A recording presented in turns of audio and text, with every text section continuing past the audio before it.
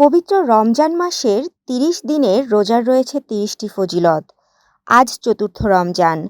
চতুর্থ রমজানের ফজিলত সম্পর্কে বলা হয়, রোজাদারকে আসমানি বড় বড় ৪ কিতাবের বর্ণ সমান সওয়াব প্রদান করা হয়। এছাড়া হাদিস শরীফে আরও এসেছে, হজরত আবু হুরায়রা রাদিয়াল্লাহু আনহু বলেন, রাসূল সাল্লাল্লাহু আলাইহি ওয়াসাল্লাম বলেছেন, যখন রমজানের প্রথম রাত আসে, শয়তান ও অবাধ্য জিনদের শৃঙ্খলে আবদ্ধ করা হয়, দোজখের দরজাগুলো বন্ধ করে দেওয়া হয়, অতঃপর এর কোনো দরজাই খোলা হয় না।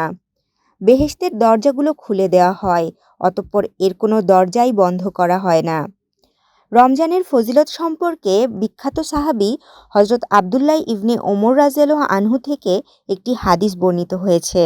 তিনি বলেন, নবী করিম সাল্লাল্লাহু আলাইহি ওয়াসাল্লাম বলেছেন, রমজানের জন্য বেহেশত সাজানো হয় বছরের প্রথম থেকে পরবর্তী বছর পর্যন্ত।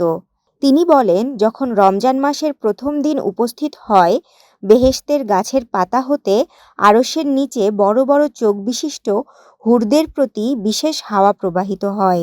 তখন তারা বলে, হে পালনকর্তা, আপনার বান্দাদের মধ্য হতে আমাদের জন্য এমন স্বামী নির্দিষ্ট করুন, যাদের দেখে আমাদের চোখ জুড়াবে এবং আমাদের দেখে তাদের চোখ জুড়াবে। তাশরিফা তৃষা, তরঙ্গ টিভি।